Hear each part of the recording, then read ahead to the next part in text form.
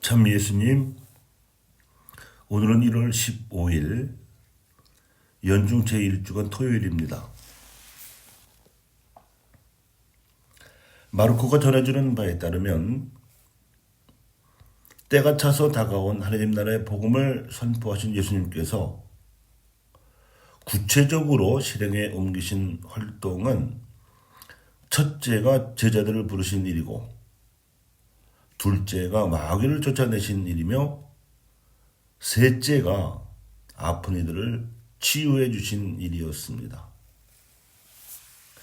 그런데 오늘 복음은 마치 부록처럼 세리였던 레위를 제자로 부르신 일을 전해주고 있습니다.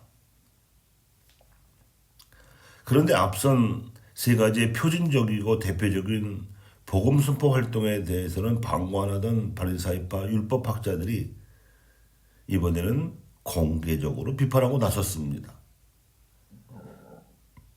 이런 돌발 행동은 직전에 중풍병자를 고쳐주신 예수님께서 그에게 용서를 베푸신 행동과 관련이 있을 것이 분명합니다.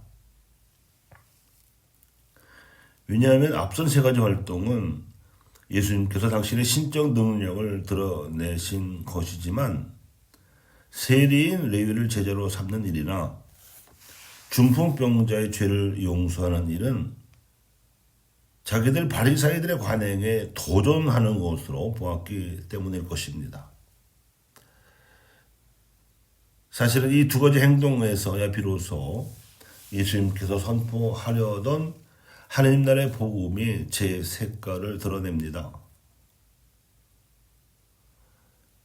세리는 그 당시 이스라엘 사회에서 공적으로 기피하던 직업이었습니다. 왜냐하면 로마 세력의 빌부터 백성을 착취하고 있었기 때문입니다. 예수님께서 이 점을 모르셨을 리는 없습니다. 그런데 그분의 관점은 아무리 그렇다고 하더라도 그가 회개한다면 받아주어야 한다는 것입니다. 사실 여기서 레위라고 불리던 세리는 마테오였습니다. 세리로서 발휘되던 그의 세속적 영민함은 그가 제자가 되어서 예수님의 공생활을 따라다니는 과정에서도 복음적 영민함으로 유감없이 발휘되었고, 그 결과가 마테오 복음서입니다. 이 복음서는 마르코 복음서와 달리 예수님의 가르침을 할 수 있는 대로 모아서 모두 5개의 주요 설교를 중심으로 편집해 놓았습니다. 산상설교, 파견설교, 비유설교, 공동체 설교, 그리고 종말설교가 그것입니다.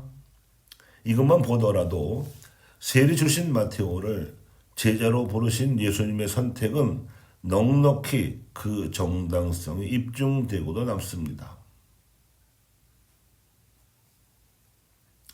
예수님께서 세리를 제자로 부르시며 이를 비판하는 바리사이파 율법학자들에게 스스로 변호하신 말씀이 이것입니다. 나는 의인이 아니라 죄인을 부르러 왔다. 이 말씀을 오해 없이 받아들이기 위해서는 이 문장이 반어법적인 표현으로 쓰여졌음을 눈치채야 합니다. 당시 바리사이들은 스스로 의인이라고 자처하고 있었습니다. 그들이 율법을 잘 알고 철저히 지키고 있다는 자부심에서 그랬습니다. 그런데 예수님께서 그들을 보시기에는 10가지에 불과했던 계명을 600가지도 넘게 늘려놓아서 백성들이 알기도 어렵고 지키기는 더 어렵게 해놓았기 때문에 쓸데없는 짓을 했다고 보셨습니다. 게다가 계명의 입법 취지인 계약 정신에는 불충실한 채 자신들의 재산을 불리고자 하고 사회적 위신과 체면을 앞세우면서 가난한 백성들을 위해서 군림하려 든다고 보셨기 때문에 그들을 주저없이 위선자라고 부르셨습니다. 그러니 자칭 의인들을 위해서는 당신이 해줄 것도 없고 편을 들어줄 것도 없다는 것입니다.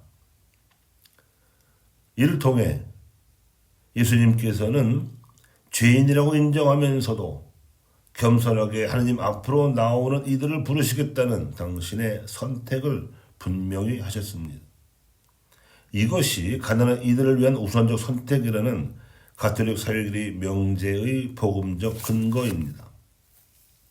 이 명제는 가난하지 않은, 그래서 부유한 이들을 배척하는 것이 아니며 하느님 앞에는 그 누구도 배제되어서는 안 된다는 보편성 선언입니다. 감사합니다.